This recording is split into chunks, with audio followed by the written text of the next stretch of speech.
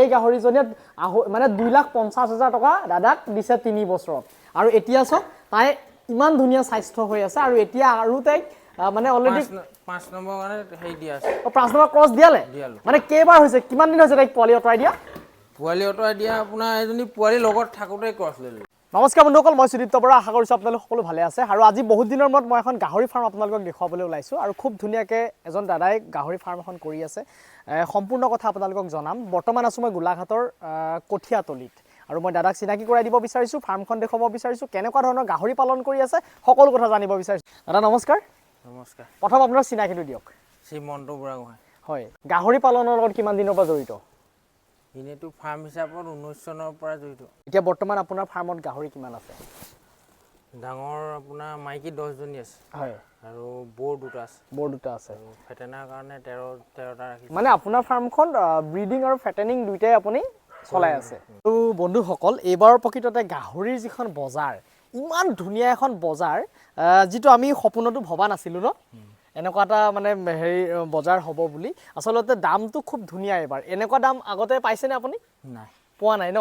গতিকে এইবাৰ চক 200 মোটামুটি 40 35 বা 45 কোনোবা 50ও দিছে চাগে ন গতিকে এনেকুৱা ধৰণৰ ৰেট এবাৰ চলি আছে আৰু আটাইতকৈ দুখৰ কথা মাৰ্কেটত গাহৰি নাই হয়নে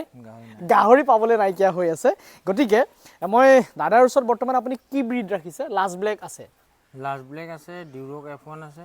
HDK 75 আছে হয় বলক মই ফাৰ্মখন অকমান আপোনাক দেখুৱাব চেষ্টা কৰিছোঁ বৰ্তমান দানা কি খুৱাই আছে জাফা দানা খুৱাই আছে মানে কমপ্লিট আপুনি ফাৰ্মখন ড্ৰাই ফিডতে ৰাখিছে ড্ৰাই হয় গতিকে এইফালে চক এনেধৰণে গুদাম ৰাখিছে এইফালে দানা আছে আৰু ফাৰ্মৰ লগত যিটো আমাৰ চক ব্ৰিডিং ফাৰ্ম কৰি আছে গতিকে খেৰ লাগে এইফালে তেখেতে ধান খেৰ ইয়াতে ষ্টক কৰি থৈছে আৰু ফাৰ্মখন হ'ল এয়া খুব ধুনীয়াকৈ তেখেতে ৰুমখিনি বনাই লৈছে আৰু এনেধৰণে চক দানা বৰ্তমান দি যোৱা হৈছে এয়া এইফালে এজনী আছে এই গাভিনী হৈ আছে ন হয় আৰু এই বৰ্তমান পোৱালি দিছে কিমান দিন হ'ল আপোনাৰ এই পোৱালি দিয়া আজি 5 দিন মান হৈছে 5 দিন মান হৈছে আৰু পোৱালিৰ কাৰণে চক আপোনাৰ কেনেধৰণে হিটত ৰাখিছে এনেধৰণে আপোনাৰ বক্স বনাই লৈছে পকাকে আৰু তাত ধান খেৰ দিছে আৰু তাতে লাইটৰ 200 লাইটৰ বাল্ব দি পেলাই তেখেতৰ হিটত দিছে আৰু খুব ধুনীয়াকৈ পোৱালিখিনি চক শুই আছে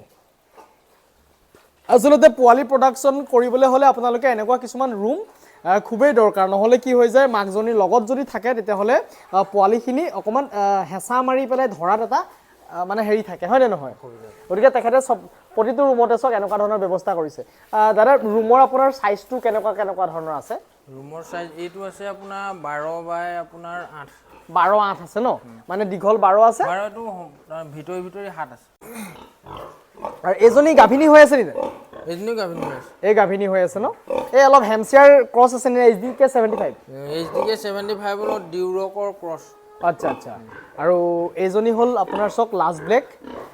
এজনী একচুয়ালি অলপ পিওৰ ভিতৰতে আছে নেকি এজনী ডিউৰক ক্ৰছ এনি ডিউৰক ক্ৰছ নেকি কিন্তু কোনো চিন নাই ন চিন নাই গতিকে ডিউৰক ক্ৰছ কিন্তু কোনো চিন নাই চক ডিউৰকৰ কোনো চিনেই নাই এটা কিন্তু যিটো গঠন এইটো খুব ধুনীয়া তেখেতৰ মোটামুটিটো 5 ফুট মান আছে নেকি তাই এনে 5 ফুট হ'ব 5 ফুট মান আছে আৰু এই গাভিনী হৈ আছে গাভিনী হৈ আছে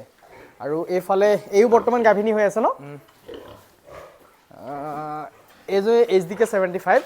এও গাভিনী হৈ আছে এও গাভিনী হৈ আছে আৰু এইফালে এই পোৱালি দিছে নেকি এই ক্ৰছ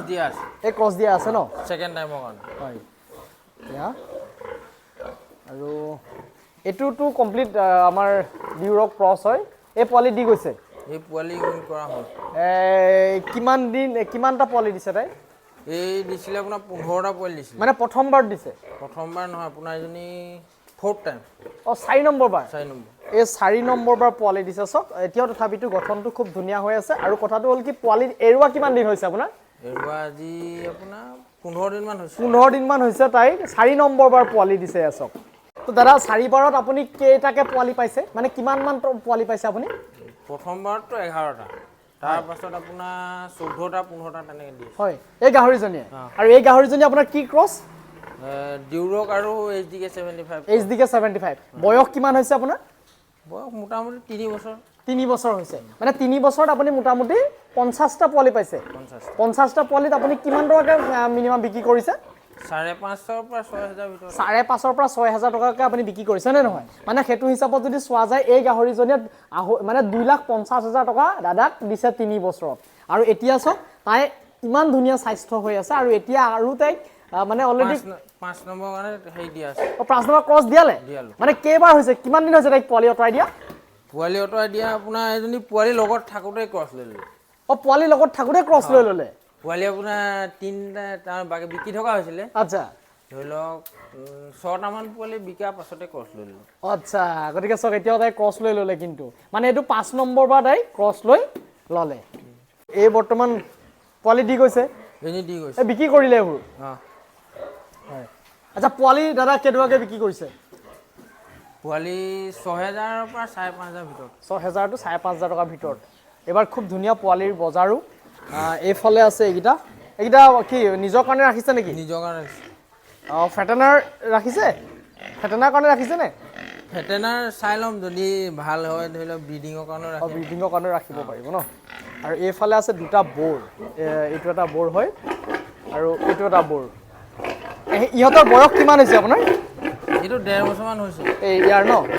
সেইটো এবছৰ হোৱাই নাই ইয়াৰ এবছৰ হোৱাই নাই এইটো 7 মাহমান হৈছে ইয়াৰ এইটো 7 মাহ 7.5 মাহ হৈছে ক্ৰছ দিয়াইছে ইয়াক এবাৰ এজনীৰ লগতহে দিয়ে এবাৰ ছাৰ্ভিচ দিয়াইছে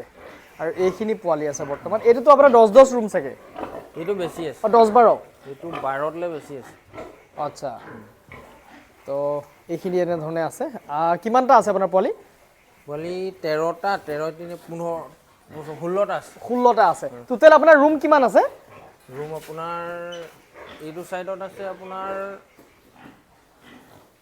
15টা আছে টোটেল মানে টোটেল ৰুম আপোনাৰ 15টা আছে আচ্ছা আপুনি ৰুমৰ সাইজটো প্ৰকৃততে কিমান হ'লে ভাল ব্ৰিডিঙৰ কাৰণে বা ফেটেনাৰৰ কাৰণে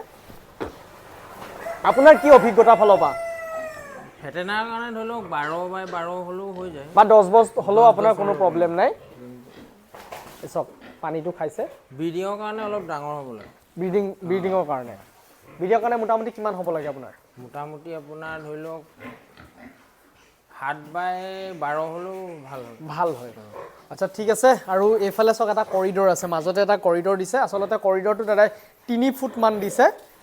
এই কৰিডৰটো অকণমান সৰু হৈছে বুলি মোৰো আন্দাজ হৈছে কাৰণ কেলে গাহৰি এটা সদায় কৰিডৰটো এনেকুৱা হৈ যায় আমি গাহৰি এটা ঘূৰিব পাৰিব লাগে 5 ফুটৰ গাহৰি এটা ধৰি লওক আপুনি 3 ফুটত অকণমান মানে অসুবিধা হৈ যায় ঘূৰিবৰ কাৰণে যদি গাহৰিটো আপুনি সিফালে গৈছে আকৌ ঘূৰিবৰ কাৰণে অসুবিধা হৈ গ'লে অকণমান গাহৰিটো দিগদাৰ পায় কাৰণ এই গাহৰিজনী যদি আপুনি এতিয়া কৰিডৰটোত আনে তেতিয়াহ'লে গাহৰিজনী কিন্তু ঘূৰিব নোৱাৰি পাৰিবনে আপোনাৰ দিগদাৰ হয় আচলতে গতিকে আপোনালোকে কৰিডৰটো মোটামুটি 4 ফুট বা 5 ফুট সিমানটো দিব পাৰিলে ভাল আৰু খুব ধুনীয়াকৈ চাওক এইফালে এনেকৈ লোহাৰৰ ৰেলিং দি পেলাই ফাৰ্মখন কৰিছে এইটো চাইডে আপোনাৰ ৱালটো অকণ ওখকৈ দি দিছে আৰু এইখিনি যে মাৰিছে চব 3 ইঞ্চি ৱাল মাৰিছে যদি আপোনালোকে গঁৰালত চক 3 ইঞ্চি ৱাল মাৰে তেতিয়াহ'লে আপোনালোকে এই দিছে ওপৰত এটা বিম দিছে মানে 3 ইঞ্চি ৱালটোৰ ওপৰত এটা বিম দি দিছে তেতিয়াহ'লে এই ৱালখনৰ একো এটা মানে কষ্ট নাপায় বা মানে ফাট মেলাৰ কোনো চান্স নাথাকে গতিকে এইটো এটা 3 ইঞ্চি ৱাল এটা আপোনালোকে দি দিব লাগে আৰু এইফালেতো এইটো 3 ইঞ্চি ৱালে নেকি আপোনাৰ